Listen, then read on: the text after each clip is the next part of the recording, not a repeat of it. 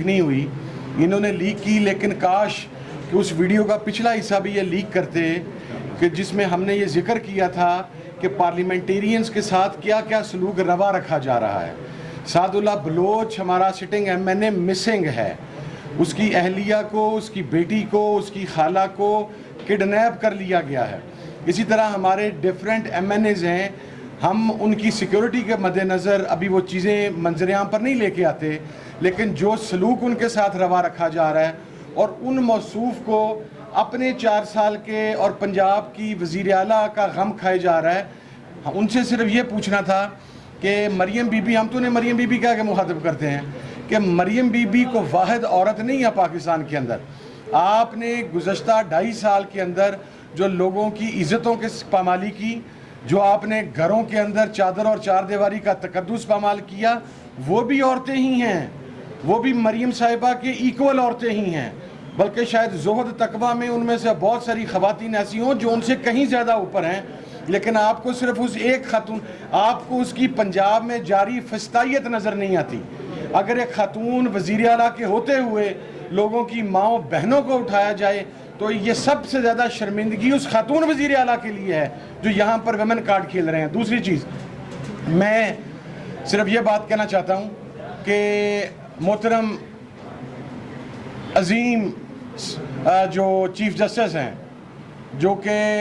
خود ہی اپنے آپ کو سو کالڈ ایک انقلابی چیف جسٹس ہیں, مین آف پرنسپلز ہیں, لا کی سپریمیسی کی بات کرتے ہیں, ان سے صرف ایک سوال کرنا ہے کہ جناب والا, حکومت کے پاس تو نمبر پورے نہیں ہیں.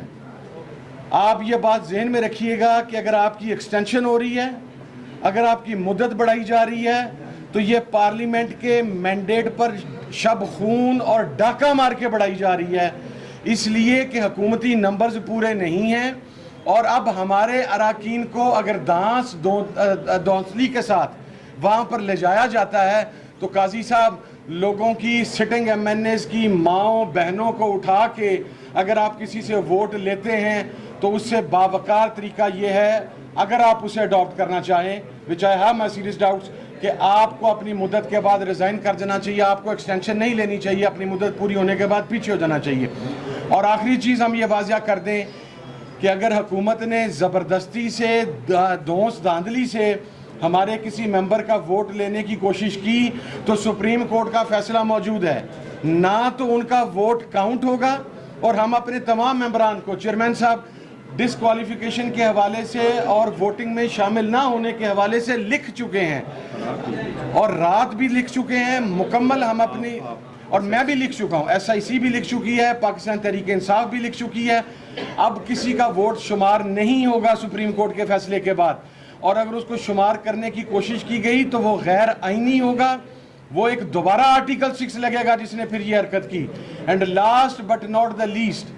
سینٹ کا ہاؤس مکمل ہی نہیں ہے, کے پی کے سے انتخابات نہیں ہوئے. جب سینٹ کا ہاؤس ہی مکمل نہیں ہے تو آپ آئینی ترمیم کیسے لے کے آ سکتے ہیں؟ اس لیے میں صرف یہ باتیں کرنا چاہ رہا تھا. امید ہے کہ حکومت ہوش کے ناخن لے گی. بہت شکریہ. نہیں آپ کا